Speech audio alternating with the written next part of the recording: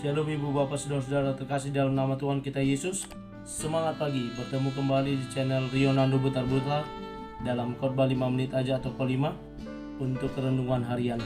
Renungan pada hari ini saya ambil dari kitab Roma pasal 3 ayat 24, demikian kesaksian firman Tuhan. Dan oleh kasih karunia telah dibenarkan dengan cuma-cuma karena penebusan dalam Kristus Yesus. Kasih karunia yang membenarkan. Ibu bapak saudara-saudara terkasih dalam nama Tuhan kita Yesus. Alkisah di sebuah kerajaan ada seorang raja bersama seorang anaknya. Si raja memerintah dengan sangat bijaksana. Raja tersebut mengeluarkan suatu keputusan, suatu perintah di tengah-tengah rakyat yang dia pimpin. Dia membuat aturan yang sangat bijaksana, yakni barang siapa yang kedapatan mencuri, sebelah matanya harus dicungkil. Itulah yang menjadi hukuman bagi para pencuri. Ketika baru diberlakukan, banyak ditemukan orang yang mencuri dan harus menerima hukuman sebelah matanya dicungkil. Suatu ketika seorang prajurit datang menghadap si raja dan berkata, "Saya membawa berita buruk kepada Tuan Baginda Raja." "Apa gerangan berita buruk yang engkau bawa kepadaku, wahai prajurit?"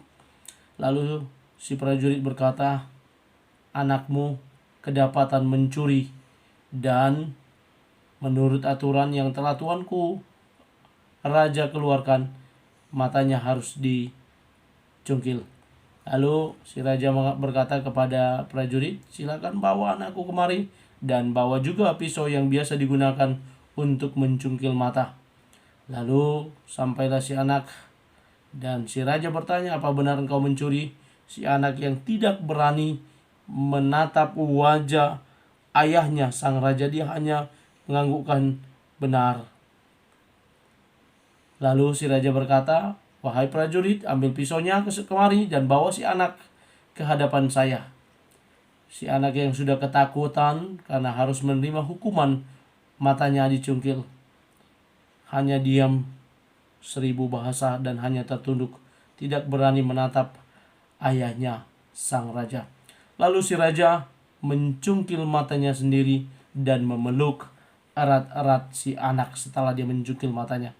Ibu bapak saudara-saudara terkasih dalam nama Tuhan Yesus, penebusan yang dilakukan oleh Tuhan Yesus menggantikan kita yang seharusnya disalibkan di kayu salib, tapi dia menggantikan kita sehingga dia yang menjadi tersalib dan kita dibenarkan. Kita yang terbiasa melakukan pelanggaran aturan yang telah ditetapkan oleh Tuhan, Yesus telah menggantikan kita dengan dia yang menjadi mati di kayu salib. Ibu bapak saudara-saudara terkasih, melalui renungan harian pada hari ini, sebelum kita memulai segala aktivitas kita, ada baiknya kita merefleksi bahwa kita adalah anak-anak Tuhan, bahwa kita adalah orang-orang yang telah menerima penebusan dari Kristus. Dia rela mati menggantikan segala dosa pelanggaran kita, sehingga kita dibenarkan, kita dibebaskan, kita diberikan jalan keselamatan. Karena itu, Bapak Ibu, untuk memulai aktivitas hari ini, mari kita adalah orang-orang yang telah ditebus, adalah orang-orang yang telah diselamatkan dan telah menerima kasih karunia Allah. Selayaknya kasih karunia itu juga ada dalam diri saya, ada dalam diri Bapak Ibu. Kita boleh hidup di dalam kasih karunia yang turut mengasihi orang lain. Kita boleh hidup di dalam kebenaran dan menunjukkan karya kita dengan hidup benar, dengan hidup yang penuh kasih seorang terhadap yang lain. Mari kita mulai aktivitas kita serahkan hidup kita dengan menjadi saksinya, hidup di dalam kasih karunia. Selamat beraktivitas, Tuhan Yesus memberkati. Shalom.